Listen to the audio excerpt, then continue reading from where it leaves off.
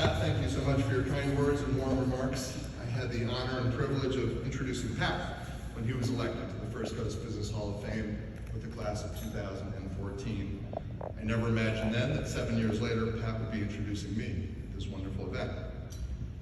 Speaking of baseball, if I could only persuade Pat to abandon his New York Mets allegiance and don the Yankee pinstripes, that would truly be a Hall of Fame accomplishment.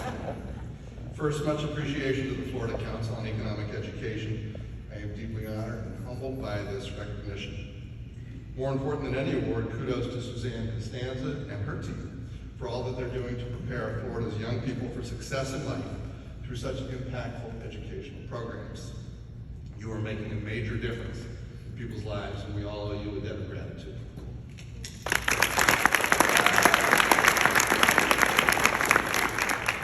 Also, congratulations to Joe and Mag on your induction today. I'm inspired by your work and what you have done to make our community a better place. I have a Yankee cap for both of you.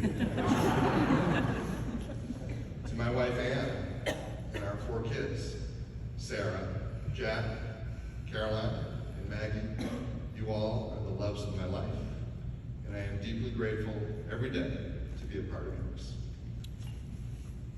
I'd like to also recognize my mom, Winnie, who is here today.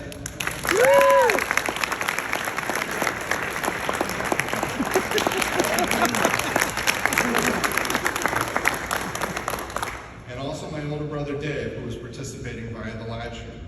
They are the only people here today who have known me since day one, and therefore likely have more dirt on me than anyone. I love you both, nonetheless. Florida Blue has 4 other First Coast Business Hall of Fame members: Mike Cascone, Bob Lafrano, Pat Garrity, and Darnell Smith. All 4 of you have served as role models to many thousands of us at the company who've been lucky enough to witness firsthand the strength of your leadership, the courage of your convictions, and the authenticity of your values and integrity.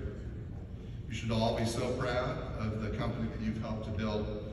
I know I am very proud to be part of it. I also want to recognize 3 of our current board members who are also First Coast Business Hall of Fame inductees: Tim Cause, Steve Halverson, and Leary Jenkins. John Ramil, our board chair, is a member of the Tampa Business Hall of Fame. And my deepest thanks to all of you for your extraordinary support and guidance over the years. Additionally, I'd like to acknowledge our senior management team at Florida Blue and Guidewell. You are all superb leaders, and it's a great privilege working with and learning from all of you as we serve our members. Also to my team, the Corporate Affairs Group, and our leaders: Jay, Gordon, Colleen, Suzanne, Ed, Farley. I really believe that today's recognition belongs equally to all of you. And Kim, the best assistant anyone could ever hope for.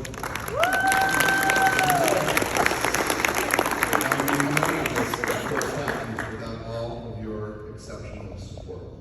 I could not possibly be more proud of all of you and our entire CAG team, so thank you. Like many people here today, our family lost loved ones over the past year. Our family lost both my dad and my older brother, Paul. So I would like to take a moment to pay tribute to both of them. Since my dad passed, I have often thought about the ideals that he instilled in my brothers and me when we were young. Be prepared to work hard every day, be humble, value your friendships, and most importantly, treat everyone with dignity and respect. Throughout my dad's life, he honored those words. Throughout my career, I have tried hard to emulate him. I will be forever thankful. Sadly, my brother Paul passed away suddenly from a heart attack last December at age 67. If there was going to be someone in our family recognized by the business community, I always assumed that distinction would belong to Paul. Paul graduated near the top of his class at Cornell, both as an undergraduate and also as an MBA student. For almost 25 years, he was a standout at the Xerox Corporation, receiving numerous awards for his business accomplishments. Notwithstanding his business success, Paul courageously and without any bitterness battled depression for most of his life. Paul received loving support from his family and friends when this disease became overwhelming. But it still took a toll on him, and it made the last few years of his life very difficult. And so with Paul in mind, I'd like to use this opportunity to talk to you very briefly about the business community's critical role in supporting mental health. Recent stories in the media about star athletes and others have reaffirmed that my brother was not alone. Mental health issues affect all of us in one way or another, and they do not discriminate. Our family will always be enormously grateful for the forward-thinking support that Xerox gave to Paul throughout his career. That was not the norm then, and unfortunately, it's often not the norm now. However, I believe that the last 19 months have created a new opportunity to change that. At Florida Blue, we believe strongly that there is no physical health without mental health, and there's no mental health without physical health. The two go hand in hand. And so we've made it a priority to ensure that our members and our work colleagues have wide access to mental health support services.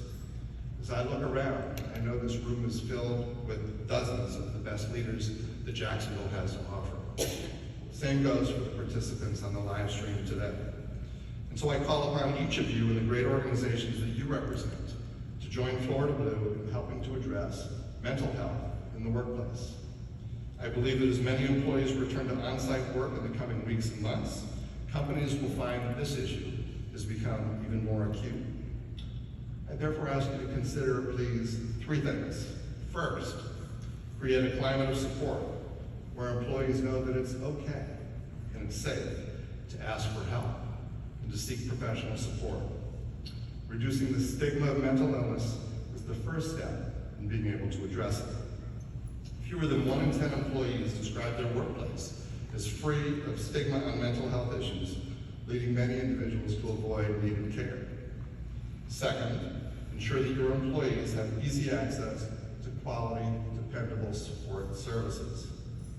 And third, let your employees know that their health and welfare is a top priority for your organization, that they first need to take care of themselves to be able to take care of your customers. Stand behind it, because in our experience at Florida Blue, leadership on this critical issue matters greatly. This kind of support was a game changer for my brother, and I believe it can change, if not save, the lives of many others with whom we work. I thank all of you for taking the time out of your busy schedules to be here today. I hope Joe, Mag, and I have all given you something to consider.